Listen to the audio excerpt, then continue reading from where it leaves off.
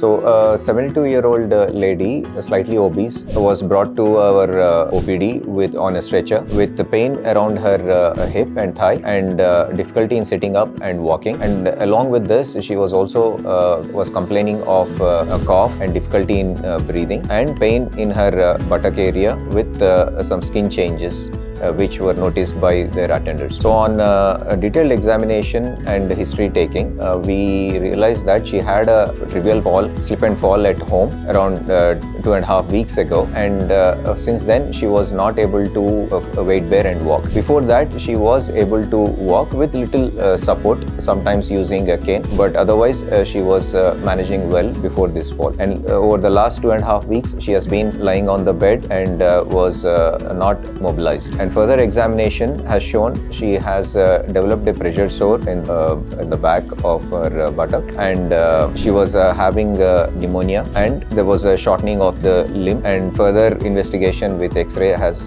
revealed obvious fracture neck of femur, which needs to be addressed. So after discussing with the patient and the relatives, we have to optimize her lungs first, and then we went on to fix her hip with what we call as a half a hip or a hemiarthroplasty. If the patient were very active before this fall and if they are presented early on, then sometimes we do a total hip replacement so that they can be mobilized as soon as possible. So in her case, after optimizing her, and we had to do a hemiarthroplasty, after which she was mobilized and the lung infection was controlled. So in her condition, because she wasn't too active before the fall, and in such cases we replaced just the head or the ball which is fractured. So she had to undergo a half hip or what we call as a hemiarthroplasty. In individuals who are very active before the fall and relatively younger patients and have no major comorbidities, then we tend to do a total hip replacement where we replace both the head along with the socket